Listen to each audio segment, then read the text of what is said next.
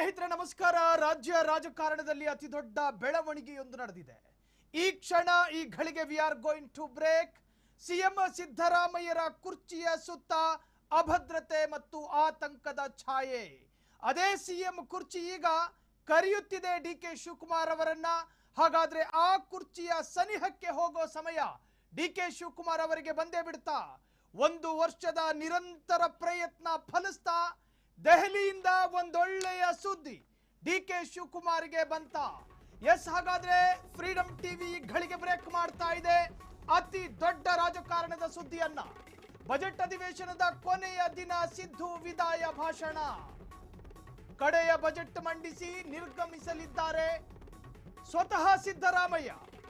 Freedom ಟಿವಿಗೆ ದೆಹಲಿ ಮೂಲಗಳಿಂದ ಸಿಕ್ಕಿದೆ ಮೆಗಾ ಮಾಸ್ಟರ್ ಬ್ಲಾಸ್ಟರ್ ಎಕ್ಸ್ಕ್ಲೂಸಿವ್ ಸುದ್ದಿ. ಇದು freedom TV master blaster exclusive political story. ಈ ಮಹಾ ಬೆಳವಣಿಗೆಗೂ ಮುನ್ನ ನಡೆಯಲಿದೆ ಕಾಂಗ್ರೆಸ್ ಶಾಸಕಾಂಗದ ಸಭೆ. ಆ ಸಭೆಯಲ್ಲಿ ಡಿಕೆ ಶಿವಕುಮಾರ್ ಶಾಸಕಾಂಗ ಪಕ್ಷದ ನಾಯಕನಾಗಿ ಆಯ್ಕೆಯಾಗ್ತಾರೆ. ಬಳಿಕ ಸುಸೂತ್ರವಾಗಿ ನೆರವೇರಲಿದೆ ಡಿಕೆ ಪಟ್ಟಾಧಿಕಾರ ಕಾರ್ಯಕ್ರಮ. ಡಿಕೆ ಶಿವಕುಮಾರ್ ಅವರ ಪ್ರಾರ್ಥನೆ ಪ್ರಯತ್ನ ಎರಡು ಫಲಿಸುವ ಸಮಯ ಸನಿಹದಲ್ಲಿದೆ. ಡಿಕೆಗೂ ಕೂಡಿ ಬಂತು ಡಿಕೆ ಶಿವಕುಮಾರ್ಗೆ ಸಿಎಂ ಯೋಗ. 6 ತಿಂಗಳ ನಿರಂತರ ಪ್ರಯತ್ನ, ಹೈಕಮಾಂಡ್ ನಾಯಕರ ಮನವೊಲಿಸುವ ಓತಪ್ರೋತ ಪ್ರಯತ್ನ, ರಾಜ್ಯ ಮಟ್ಟದ ನಾಯಕರುಗಳ ಬೆಂಬಲ ಪಡೆಯುವ ಸರ್ಕಸ್, ಇವೆಲ್ಲ ಪ್ರಯತ್ನಗಳು ಫಲಿಸುವ ಸಂದರ್ಭ ಇನ್ನೇನು ಕೆಲವೇ ದಿನಗಳಲ್ಲಿ ಬಂದೇ ಬಿಡುತ್ತೆ. ಬಹುಕಾಲದ ಆಸೆ ಈಡೇರಿಸಿಕೊಳ್ತಾರ ಕನಕಪುರದ ಕುಬೇರ? ಫೆಬ್ರವರಿ ಅಂತ್ಯಕ್ಕೆ ಡಿಕೆ ಶಿವಕುಮಾರ್ ಸಿಎಂ ಆಗಿ ಪದಗ್ರಹಣ ಮಾಡಲಿದ್ದಾರೆ. ಇದು ನಿಮ್ಮ ಫ್ರೀಡಂ ಟಿವಿಯಲ್ಲಿ ಮಾತ್ರ, ಯಾರೂ ಹೇಳಲು ಸಾಧ್ಯವಿಲ್ಲದ ಅತಿ ದೊಡ್ಡ ಪೊಲಿಟಿಕಲ್ ಸೀಕ್ರೆಟ್ ಮಾಹಿತಿ ಫ್ರೀಡಂ ಟಿವಿಗೆ ಲಭ್ಯವಾಗಿದೆ. ನವೆಂಬರ್ನಲ್ಲಿ ಕ್ರಾಂತಿಯಾಗುತ್ತೆ, ಡಿಸೆಂಬರ್ನಲ್ಲಿ ಮತ್ತೊಂದಾಗುತ್ತೆ, ಜನವರಿಯಲ್ಲಿ ಇನ್ನೊಂದಾಗುತ್ತೆ. ಇವಲ್ಲ. ಆದರೆ ಬಜೆಟ್ ಸಂದರ್ಭದಲ್ಲಿ ನಿಮ್ಮ ಫ್ರೀಡಂ ಟಿವಿ ಒಂದು ಊಹೆಯನ್ನ ಇಟ್ಟಿತ್ತು, ಒಂದು ಸುಳಿವನ್ನ ಕೊಟ್ಟಿತ್ತು. ಆ ಸುಳಿವು ಇವತ್ತು ಸತ್ಯವಾಗ್ತಾ ಇದೆ. ಡಿಕೆ ಶಿವಕುಮಾರ್ ಫೆಬ್ರವರಿ ತಿಂಗಳಲ್ಲಿ ರಾಜ್ಯದ ಮುಖ್ಯಮಂತ್ರಿಯಾಗಿ ಪದಗ್ರಹಣ ಮಾಡ್ತಾರೆ. ಇದರಲ್ಲಿ ಯಾವ ಸಂದೇಹವೂ ಇಲ್ಲದಂತೆ ಈ ಮಾಹಿತಿಗಳು ಲಭ್ಯವಾಗಿರುವಂತಹದ್ದು. ಅದಕ್ಕೂ ಮುಂಚಿತವಾಗಿ ಶಾಸಕಾಂಗ ಸಭೆ, ಆ ಸಭೆಯಲ್ಲಿ ಡಿಕೆ ಶಿವಕುಮಾರ್ ನೂತನ ನಾಯಕ ಎನ್ನುವಂತಹ ನಿರ್ಧಾರ ಆಗೇ ಬಿಡ್ತು ಅನ್ನೋ ಮಟ್ಟಕ್ಕೆ ಬಂದಿದೆ. ಫೆಬ್ರವರಿ ಅಂತ್ಯಕ್ಕೆ ಡಿಕೆ ಶಿವಕುಮಾರ್ ಸಿಎಂ ಆಗಿ ಪದಗ್ರಹಣ. ಅಲ್ಲಿ ಇಲ್ಲಿ ಯಾರೋ ಹೇಳಿದ್ರು ಅನ್ನುವ ಮಾಹಿತಿ ಇದಲ್ಲ. ಬದಲಾಗಿ ಕಾಂಗ್ರೆಸ್ಸಿನ ಹೈ ಬಂಗಲೆಯಿಂದ ಬಂದಿರುವ ಅತಿ ವಿಶ್ವಾಸಾರ್ಹ ಮಾಹಿತಿ. ಹಾಗಾದ್ರೆ ಡಿಕೆ ಶಿವಕುಮಾರ್ ಕನಕಪುರದ ಕುಬೇರ, 4-5 ದಶಕದಿಂದ ಕಾಂಗ್ರೆಸ್ಸಿನಲ್ಲಿ ನಿರಂತರವಾಗಿ ಕಾರ್ಯಕರ್ತನಾಗಿ, ಸ್ಥಳೀಯ ನಾಯಕನಾಗಿ, ತಾಲೂಕು ಮಟ್ಟದ ನಾಯಕನಾಗಿ, ಜಿಲ್ಲಾ ಮಟ್ಟದ ಮುಖಂಡನಾಗಿ, ಅದಾದ ನಂತರ ರಾಜ್ಯ ಮಟ್ಟದ ನಾಯಕನಾಗಿ, ಶಾಸಕನಾಗಿ, ಸಚಿವನಾಗಿ, ಉಪಮುಖ್ಯಮಂತ್ರಿಯಾಗಿ, ಸ್ಟೂಡೆಂಟ್ ವಿಂಗ್ನ ಅಧ್ಯಕ್ಷನಾಗಿ, ಹೀಗೆ ನಾನಾ ತರಹದ ಖಾತೆಗಳನ್ನ, ನಾನಾ ತರಹದ ಜವಾಬ್ದಾರಿಯನ್ನು ನಿಭಾಯಿಸುತ್ತಾ ಕಟ್ಟ ಕಡೆಯದಾಗಿ ಪಕ್ಷಕ್ಕಾಗಿಯೂ ಜೊತೆಗೆ ವೈಯಕ್ತಿಕ ಆರೋಪದ ಹೆಸರಿನಲ್ಲಿ ಭಾರತದ ಕಠಿಣ ಶಿಕ್ಷೆಗೆ ಒಳಪಡುವ ತಿಹಾರ್ ಜೈಲಿಗೂ ಹೋಗಿ ಬಂದ ರಾಜ್ಯದ ಉಪಮುಖ್ಯಮಂತ್ರಿ ಡಿಕೆ ಶಿವಕುಮಾರ್ ಕೊನೆಗೂ ಸಿಎಂ ಆಗೇ ಬಿಡ್ತಾರ? ಫೆಬ್ರವರಿ ತಿಂಗಳಲ್ಲಿ, ಫೆಬ್ರವರಿ ಅಂತ್ಯದ ಒಳಗಾಗಿ ಡಿಕೆ ಶಿವಕುಮಾರ್ ಸಿಎಂ ಆಗಿ ಪದಗ್ರಹಣ ಮಾಡಲಿದ್ದಾರೆ. ಬಜೆಟ್ ಅಧಿವೇಶನದ ಕೊನೆಯ ದಿನ ಸಿದ್ದು ವಿದಾಯದ ಭಾಷಣ ಹೇಳಲಿಕ್ಕಿದ್ದಾರೆ. ಇನ್ನು ಕಡೆಯ ಬಜೆಟ್ ಮಂಡಿಸಿ, ಕಡೆಯ ಬಜೆಟ್ ಅದು, ಆ ಬಜೆಟ್ ಅನ್ನು ಮಂಡಿಸಿ ನಿರ್ಗಮನ ಆಗಲಿದ್ದಾರೆ ಸಿದ್ದರಾಮಯ್ಯ. ಫ್ರೀಡಂ ಟಿವಿಗೆ ದೆಹಲಿ ಮೂಲಗಳಿಂದ ಸಿಕ್ಕಿದ ಎಕ್ಸ್ಕ್ಲೂಸಿವ್ ಆದಂತಹ ಮಾಹಿತಿ, ಎಲ್ಲೂ ಸಿಗದ ಮಾಹಿತಿ. ಇದು ನಿಮ್ಮ ಫ್ರೀಡಂ ಟಿವಿಯ ಮಾಸ್ಟರ್ ಬ್ಲಾಸ್ಟರ್ ಪೊಲಿಟಿಕಲ್ ಎಕ್ಸ್ಕ್ಲೂಸಿವ್ ಆದಂತಹ ಸುದ್ದಿ. ಡಿಕೆ ಶಿವಕುಮಾರ್ ಅವರ ಮನಸ್ಸಿನ ಕಡೆಯ ಕೋಣೆಯ ಬಾಗಿಲು ಕೂಡ ಮುಚ್ಚಲ್ಪಟ್ಟಿತ್ತು.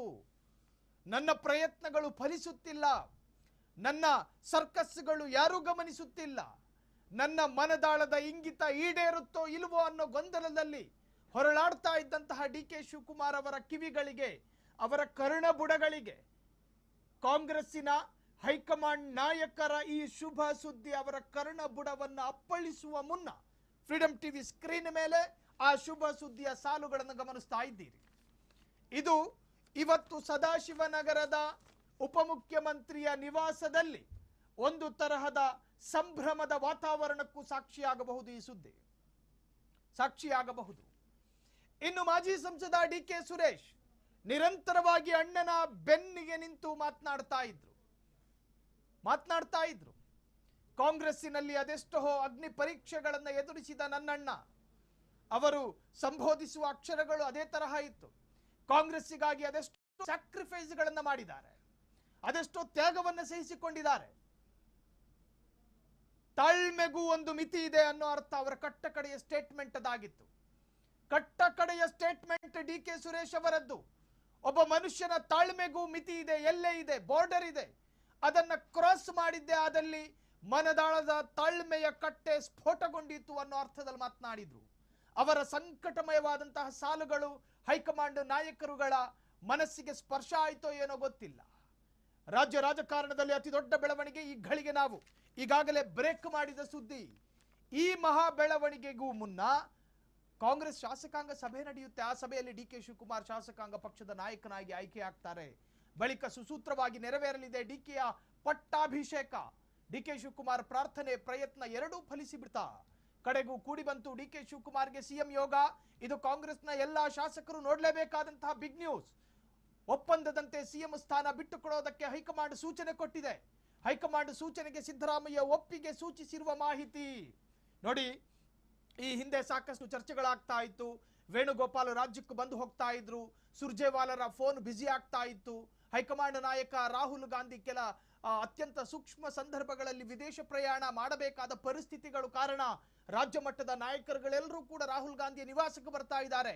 ಎಡಬಿಡದೆ ಓತಪ್ರೋತವಾಗಿ ರಾಜ್ಯ ಮಟ್ಟದ ಕಾಂಗ್ರೆಸ್ ನಾಯಕರು ನನ್ನ ಮನೆಗೆ ಬಂದು ಡಿಕೆ ಪರ ಒತ್ತಡ ಹೇರಿದ್ರೆ ಏನು ಕತೆ? ಇದೊಂದು ಸೂಕ್ಷ್ಮವಾದ ಪ್ರಕರಣ, ಹೆಂಗ ನಿಭಾಯಿಸೋದು? ಆತಂಕದಲ್ಲಿ ರಾಹುಲ್ ಗಾಂಧಿ ಇದ್ದಂತಹ ಸಂದರ್ಭವೂ ಇತ್ತು.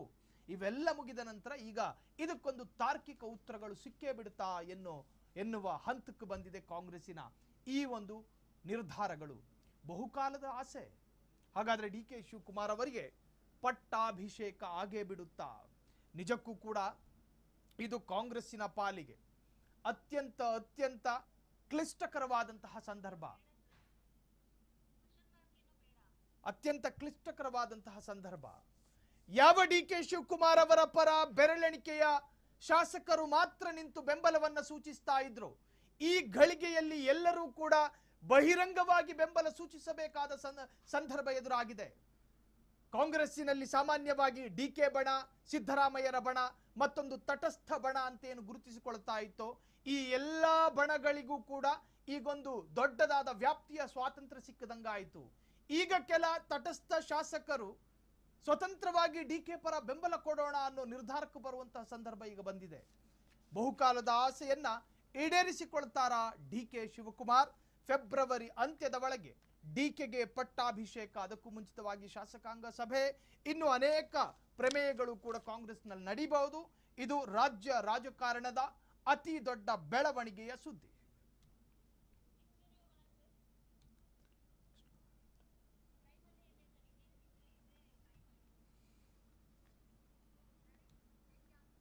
ಇನ್ನು ಶಿಡ್ಲಘಟ್ಟ ಪೌರಾಯುಕ್ತೆಗೆ ಬೆದರಿಕೆ ಪ್ರಕರಣಕ್ಕೆ ಸಂಬಂಧಪಟ್ಟ ಹಾಗೆ ರಾಜೀವ್ ಗೌಡಗೆ ಶಾಕ್ ಕೊಟ್ಟ ಹೈಕೋರ್ಟ್. ಶಿಡ್ಲಘಟ್ಟ ಪೌರಾಯುಕ್ತೆಗೆ ಬೆದರಿಕೆ ಪ್ರಕರಣ, ಎಫ್ಐಆರ್ ರದ್ದು ಕೋರಿ ಸಲ್ಲಿಸಿದ್ದ ಅರ್ಜಿ, ಆ ಅರ್ಜಿ ವಜಾಗೊಳಿಸಿದ ಹೈಕೋರ್ಟ್. ನ್ಯಾಯಮೂರ್ತಿ ಎಂ ನಾಗಪ್ರಸನ್ನ ಅವರಿದ್ದ ಹೈಕೋರ್ಟ್ ಪೀಠ ಶಿಡ್ಲಘಟ್ಟದಲ್ಲಿ ನಗರಸಭೆಯ ಪೌರಾಯುಕ್ತೆಗೆ ಬೆದರಿಕೆ ಕರೆ ಹಿನ್ನೆಲೆ ಅಥವಾ ಆ ಪ್ರಕರಣಕ್ಕೆ ಸಂಬಂಧಪಟ್ಟ ಹಾಗೆ ರಾಜೀವ್ ಗೌಡಗೆ ಶಾಕ್ ಕೊಟ್ಟಿದೆ ಘನ ನ್ಯಾಯಾಲಯ. ಶಿಡ್ಲಘಟ್ಟ ಪೌರಾಯುಕ್ತಿಗೆ ಬೆದರಿಕೆ ಪ್ರಕರಣ, ಆ ಪ್ರಕರಣಕ್ಕೆ ಸಂಬಂಧಪಟ್ಟ ಹಾಗೆ ಒಂದು ಮೇಜರ್ ಅಪ್ಡೇಟ್ಸ್ ಇದು.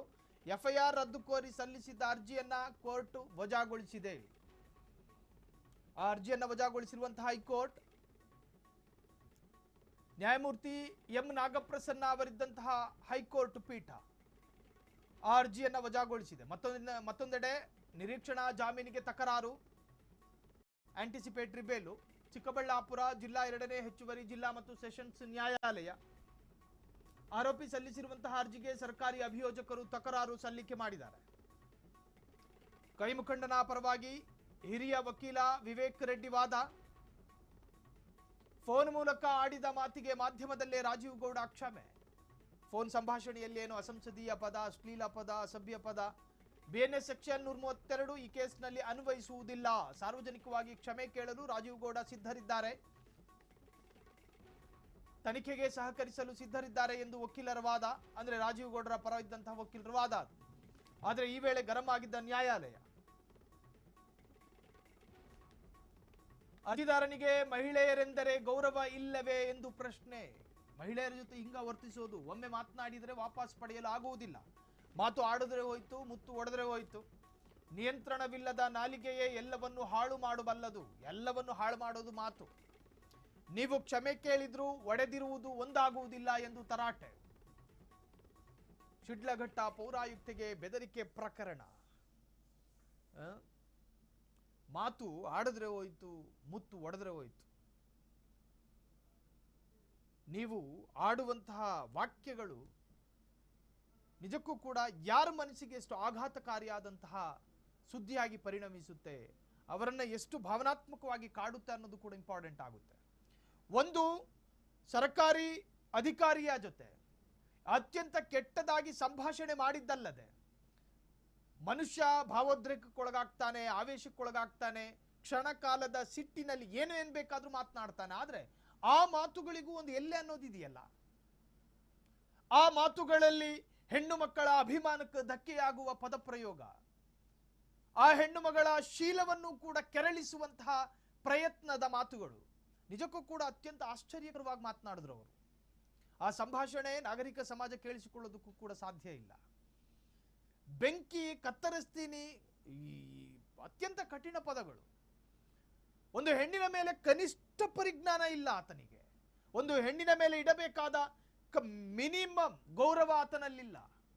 ಒಬ್ಬ ಮನುಷ್ಯ ಕೆಟ್ಟದಾದ್ರೆ ಮ್ಯಾಕ್ಸಿಮಮ್ ಎಷ್ಟು ಕೆಟ್ಟವನಾಗಿ ಮಾತನಾಡೋದಕ್ಕೆ ಸಾಧ್ಯನೋ ಅಷ್ಟು ಕೆಟ್ಟದಾಗಿ ಮಾತನಾಡಿದ್ರು ರಾಜೀವ್ ಗೌಡ. ಅಧಿಕಾರದಲ್ಲಿ ಆತ ಶೂನ್ಯ. ಆತನಲ್ಲಿ ಒಂದು ಗ್ರಾಮ ಪಂಚಾಯಿತಿ ಅಧ್ಯಕ್ಷನೂ ಆತ ಅಲ್ಲ. ಸಾಂವಿಧಾನಿಕವಾದ ಗ್ರಾಮ ಪಂಚಾಯಿತಿಯ ಅಧ್ಯಕ್ಷನೂ ಆತ ಅಲ್ಲ. ಸರ್ಕಾರದ ಭಾಗ ಆತ ಅಲ್ಲ. ದೇಶದ ಪ್ರಜೆ, ಶಿಡ್ಲಘಟ್ಟದ ಮೂಲ ನಿವಾಸಿನೂ ಆತ ಅಲ್ಲ, ಸ್ಥಳೀಯನೂ ಅಲ್ಲ. ಆ ಭಾಗದ ನಗರಸಭೆಯ ಪೌರಾಯುಕ್ತೆಯ ಜೊತೆ ಈತನಿಗೆ ಸಮಾಧಾನ ಆಗುವಂತಹ ಕೆಲಸಗಳನ್ನು ಆಕೆ ಮಾಡಲಿಲ್ಲ ಅನ್ನೋದು ಈತನನ್ನು ಕೆರಳಿಸ್ತು. ಶಿಡ್ಲಘಟ್ಟದ ಯಾವುದೋ ಒಬ್ಬ ಕಾಂಗ್ರೆಸ್ ಪುಡಾರಿಗೆ ಸಮಾಧಾನ ಕೊಡೋದಕ್ಕಲ್ಲ ಅಲ್ಲ ನಗರಸಭೆಯ ಪೌರಾಯುಕ್ತೆಯಾಗಿ ಆಯ್ಕೆ ಆಗಿರೋದು. ನಿಮ್ಮನ್ನ ಖುಷಿಪಡಿಸುವ ಕೆಲಸ ಮಾಡೋದಕ್ಕಲ್ಲ ಸರ್ಕಾರ ಆಕೆಯನ್ನು ನೇಮಕ ಮಾಡಿರೋದು. ನಿಮ್ಮ ವೈಯಕ್ತಿಕ ತೆವಲು, ನಿಮ್ಮ ವೈಯಕ್ತಿಕ ತೀಟೆಗಳು, ನಿಮ್ಮ ಖಾಸಗಿ ರೆಸಾರ್ಟ್ಗಳಲ್ಲಿ ನಿಮ್ಮ ಸಂಬಂಧಿಕರ ಜೊತೆ ಬೇಕಾದ್ರೆ ಹಿಂಗೆ ಮಾತನಾಡ್ಕೊಳ್ಳಿ, ಅದಕ್ಕೆ ಯಾರ ವಿರೋಧತೆಯೂ ಇಲ್ಲ, ಯಾವ ವಿರೋಧತೆಯೂ ಇಲ್ಲ. ಒಂದು ಸರ್ಕಾರಿ ನೌಕರಿಯ ಜೊತೆ, ಸರ್ಕಾರಿ ಅಧಿಕಾರಿಯ ಜೊತೆ ಮಾತನಾಡಬೇಕಾದ್ರೆ ಅದಕ್ಕೊಂದು ಇತಿಮಿತಿ ಇಲ್ವಾ? ಬೆಂಕಿ ಇಡೋದಕ್ಕೆ ನೀನು ಯಾರು? ಕೈಕಾಲು ಕತ್ತರಿಸೋದಕ್ಕೆ ನೀವು ಯಾರು? ಎಲ್ಲವೂ ಕೂಡ ಇವತ್ತು ನ್ಯಾಯಾಲಯ ಗಮನಿಸಿತು. ಜೊತೆಗೆ ರಾಜೀವ್ ಗೌಡರ ಪರ ವಕೀಲರು ಕೂಡ ವಾದ ಮಂಡಿಸಿದ್ರು. ಅದಕ್ಕೂ ಕೂಡ ನ್ಯಾಯಾಲಯ ಪ್ರಶ್ನೆ ಮಾಡಿದೆ. ಫೋನ್ ಮೂಲಕ ಆಡಿದ ಮಾತಿಗೆ ಮಾಧ್ಯಮದಲ್ಲಿ ರಾಜೀವ್ ಗೌಡ ಕ್ಷಮೆ, ಇನ್ನು ಸಾರ್ವಜನಿಕವಾಗಿಯೂ ಕ್ಷಮೆ ಕೇಳೋದಕ್ಕೂ ಸಿದ್ಧರಿದ್ದಾರೆ. ಹಾಗಾಗಿ ನನ್ನ ಕಕ್ಷಿದಾರ ಎಲ್ಲಾ ರೀತಿಯ ತನಿಖೆಗೂ ಕೂಡ ಸಹಕರಿಸ್ತಾರೆ ಎನ್ನುವಂಥ ವಾದವೂ ಕೂಡ ರಾಜೀವ್ ಗೌಡ ವಕೀಲರಿಂದ ವ್ಯಕ್ತವಾಗಿದೆ. ಇನ್ನು ಕನ್ನಡದ ಅತಿ ದೊಡ್ಡ ರಿಯಾಲಿಟಿ ಶೋ ಬಿಗ್ ಬಾಸ್ 12ರ ವಿಜೇತ ಗಿಲ್ಲಿ ನಟಗೆ ಸಿಎಂ ಸಿದ್ದರಾಮಯ್ಯನವರಿಂದ ಸನ್ಮಾನ ಆಗಿದೆ. ಸಿದ್ದರಾಮಯ್ಯರಿಂದ ವಿಶೇಷ ಅಭಿನಂದನೆ ಸಲ್ಲಿಕೆಯಾಗಿದೆ. ರಿಯಾಲಿಟಿ ಶೋ ವಿನ್ನರ್ಗೆ ಸಿಎಂ ಸಾಹೇಬರ ಶುಭಾಶಯ. ಬಿಗ್ ಬಾಸ್ ರಿಯಾಲಿಟಿ ಶೋನಲ್ಲಿ ಗೆದ್ದ ಗಿಲ್ಲಿ ನಟನಿಗೆ ಸ್ವತಃ ಸಿಎಂ ಸಿದ್ದರಾಮಯ್ಯನವರು ಇವತ್ತು ಸನ್ಮಾನ ಮಾಡಿದರು. ರಿಯಾಲಿಟಿ ಶೋ ವಿನ್ನರ್ಗೆ ಸಿಎಂ ಸಾಹೇಬರ ಶುಭಾಶಯ. ಗಿಲ್ಲಿ ನಟನ ಸಾಧನೆಗೆ ಸಿದ್ದರಾಮಯ್ಯ ಮೆಚ್ಚುಗೆಯನ್ನು ವ್ಯಕ್ತಪಡಿಸಿದ್ದಾರೆ. ಕಾವೇರಿ ನಿವಾಸದಲ್ಲಿ ಇಂದು ಭೇಟಿಯಾದ ಗಿಲ್ಲಿ ನಟ ಗಂಧದ ಹಾರ ಹಾಕಿ ಸನ್ಮಾನ ಮಾಡಿದ ಸಿಎಂ. ಗಿಲ್ಲಿ ನಟನ ಭುಜದ ಮೇಲೆ ಕೈ ಹಾಕಿ ಪ್ರೋತ್ಸಾಹ. ಫೋಟೋವೊಂದನ್ನು ಸಾಮಾಜಿಕ ಜಾಲತಾಣ ಎಕ್ಸ್ನಲ್ಲಿ ಹಂಚಿಕೊಂಡಿರುವ ಮುಖ್ಯಮಂತ್ರಿ. ಬಿಗ್ ಬಾಸ್ 12ರ ವಿಜೇತ ಗಿಲ್ಲಿ ನಟನಿಗೆ ಸ್ವತಃ ಸಿದ್ದರಾಮಯ್ಯನವರೇ ಬೆನ್ನು ತಟ್ಟಿ ಹಾರ ಹಾಕಿ ಅಭಿನಂದನೆಯನ್ನು ಸಲ್ಲಿಸಿದ್ದಾರೆ. ಆತನಿಗೆ ಒಂದಷ್ಟು ಬಹುಮಾನ ಬರುತ್ತೆ. ಆ ಬಹುಮಾನದ ಒಂದಷ್ಟು ಭಾಗ ಟ್ಯಾಕ್ಸ್ ರೂಪದಲ್ಲಿ ಕಟ್ ಕೂಡ ಆಗುತ್ತೆ. ಅದೇನೇ ಇದ್ರು ಸರ್ಕಾರದ ಬೊಕ್ಕಸಕ್ಕೆ ಬರುತ್ತೋ ಇಲ್ವೋ, ತೆರಿಗೆ ಹಣ ರಾಜ್ಯ ಸರ್ಕಾರಕ್ಕೆ ಉಪಕಾರ ಆಗುತ್ತೋ ಇಲ್ವೋ ಅದಲ್ಲ. ಒಬ್ಬ ಬಡ ಕುಟುಂಬದಿಂದ ಬಂದ ಹುಡುಗ ತನ್ನ ಪ್ರತಿಭೆಯ ಮುಖಾಂತರ ಒಂದು ರಿಯಾಲಿಟಿ ಶೋ, ಅದರಲ್ಲೂ ಕೂಡ 5 ರಿಂದ 5.5 ಕೋಟಿ ಜನ ಇಷ್ಟಪಟ್ಟು ನೋಡುವಂಥ ರಿಯಾಲಿಟಿ ಶೋ, ಆ ರಿಯಾಲಿಟಿ ಶೋನಲ್ಲಿ ಅನೇಕ ಟಾಸ್ಕ್ಗಳನ್ನು ಎದುರಿಸಿ, ಅನೇಕ ಆಟಗಳನ್ನು ಎದುರಿಸಿ, ವಿಮರ್ಶೆಗಳನ್ನು ಎದುರಿಸಿ, ಟೀಕೆಗಳನ್ನು ಎದುರಿಸಿ ಗೆದ್ದು ಬರ್ತಾನೆ ಅನ್ನೋದಾದರೆ, ಒಬ್ಬ ರೈತ ಕುಟುಂಬ ಈ ವಿಚಾರದಲ್ಲಿ ಸಂಭ್ರಮ ಪಡುತ್ತೆ ಅನ್ನೋದಾದರೆ, ಆ ವಿಜೇತನಿಗೆ ಬೆನ್ನು ತಟ್ಟೋದ್ರಲ್ಲಿ ಅರ್ಥ ಇದೆ. ಹಾಗಾಗಿ ಆತನನ್ನು ಕರೆಸಿ ಇವತ್ತು ಕಚೇರಿಗೆ ಹೋಗಿದ್ರೇನೋ, ಅಲ್ಲಿ ಆತನಿಗೆ ಸನ್ಮಾನ ಮಾಡಲಾಯಿತು, ಶಾಲು ಹಾಕಿ ಸನ್ಮಾನ ಮಾಡಲಾಯಿತು. ಇನ್ನು ಬೆನ್ನು ತಟ್ಟಿ ಅಭಿನಂದನೆಯನ್ನು ಸಲ್ಲಿಸಿದ್ದಾರೆ ರಾಜ್ಯದ ಮುಖ್ಯಮಂತ್ರಿ ಸಿದ್ದರಾಮಯ್ಯನವರು. ಕಾವೇರಿ ನಿವಾಸದಲ್ಲಿ ಇಂದು ಭೇಟಿಯಾದ ಗಿಲ್ಲಿ ನಟ, ಗಂಧದ ಹಾರ ಹಾಕಿ ಸನ್ಮಾನ ಮಾಡಿದ ಸಿಎಂ. ಇನ್ನು ಗಿಲ್ಲಿ ನಟನ ಭುಜದ ಮೇಲೆ ಕೈ ಹಾಕಿ ಪ್ರೋತ್ಸಾಹ, ಫೋಟೋವೊಂದನ್ನು ಸಾಮಾಜಿಕ ಜಾಲತಾಣದ ಮುಖೇನ ಹಂಚಿಕೊಂಡಿರುವಂತಹ ಮುಖ್ಯಮಂತ್ರಿ. ಒಟ್ಟಾರೆ ಸಿದ್ದರಾಮಯ್ಯರ ಶಹಬಾಸ್ನಿಂದ ಸಂತೋಷ ಪಟ್ಟಿದ್ದಾನೆ ಗಿಲ್ಲಿ ನಟ.